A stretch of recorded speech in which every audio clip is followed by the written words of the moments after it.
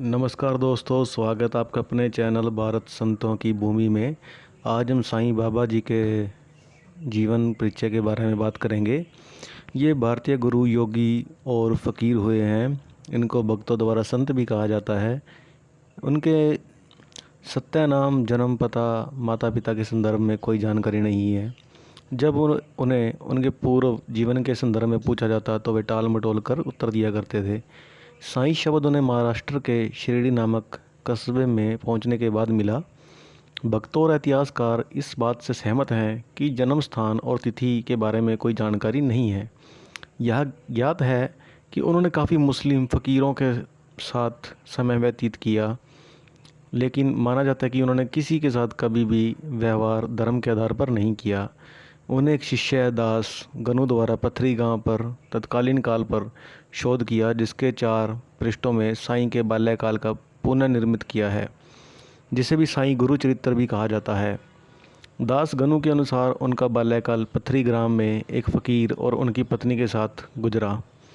लगभग 16 वर्ष की आयु में वो अहमदनगर, महाराष्ट्र के शिरडी ग्राम में पहुँचे और अपने जीवन के अंत समय तक वहीं रहे। शिरडी गांव की वृद्धा, जो नाना चौपदार की माँ थी, उसके अनुसार एक युवा जो अत्यंत सुंदर नीम वृक्ष के नीचे समाधि में लीन रहता। अति अल्पायु में बालक को कठोर तपस्या में देखकर लोग आश्चर्यचकित हो गए। तपस्या में लीन बालक को सर्दी, गर्मी, वर्षा की जरा भी चिंता न होती। आत्मसंयमी बालक के दर्शन करने के लिए अपार जनसमूह उमड़ने लगा। यह अद्भुत बालक दिन में किसी का साथ नहीं करता था। उसे रात्रि के अनुसार वातावरण से कोई भय न होता। यह बालक कहाँ से आया, यह प्रश्न सबको व्याकुल कर देता था। दिखने में वह बालक बहुत सुंदर था। जो उसे एक बार देख ले वह उसे बार बार देखने की इच्छा करता। वे इस बात से हैरान थे कि यह सुंदर रूपवान बालक दिन रात खुले आकाश के नीचे कैसे रहता है। वह प्रेम और वैराग्य की साक्षात मूर्ति दिखाई पड़ते थे। उन्हें अपने मान सम्मान की कभी कोई चिंता न थी। वे साधारण मनुष्यों के साथ मिलकर रहते थे। गज़ल व कव्वाली सुनते हुए अपना सिर हिलाकर उनकी प्रशंसा भी कर दिया करते थे। इतना सब कुछ होने के बाद भी उनकी समाधि भंग न होती। जब दुनिया जागती थी तब वे सोते थे, जब दुनिया सोती थी तो वे जागते थे। बाबा ने स्वयं को कभी भगवान नहीं माना। वह प्रत्येक चमत्कार को भगवान का वरदान मानते। 1858 में साईं बाबा शिरडी वापस आए।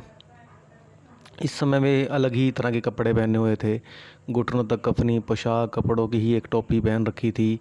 उनके एक अनुयायी रामगीर बुआ ने ध्यान से देखने पर पाया कि साईं बाबा ने एक व्यायामी की तरह कपड़े पहने हैं। कपड़ों के साथ साथ उनके बाल भी काफ़ी घने और लंबे थे। जब लंबे समय के बाद वे शिरडी गांव लौटकर आए तो लोगों को उनका नया रूप देखने को मिला। उनकी पोशाक के अनुसार वे एक मुस्लिम फ़कीर की तरह लग रहे थे और लोग उन्हें हिंदू और मुस्लिम दोनों का गुरु मानते थे। वापस आने के तकरीबन 4 से 5 साल बाद साईं बाबा एक नीम के पेड़ के नीचे रहते थे और अक्सर कभी कभी लंबे समय के लिए शिरडी के जंगलों में भी चला जाया करते थे। लंबे समय तक ध्यान में रहने की वजह से वे कई दिनों तक लोगों से बात भी नहीं करते थे। लेकिन बाद में कुछ समय बाद लोगों ने उन्हें एक पुरानी मस्जिद रहने के लिए दी।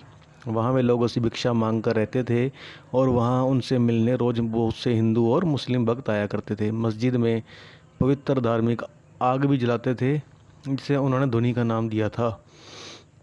लोगों के अनुसार उस धुनी में एक अद्भुत चमत्कारी शक्तियाँ थी। उस धुनी से ही साईं बाबा अपने भक्तों को जाने से पहले उदी देते थे।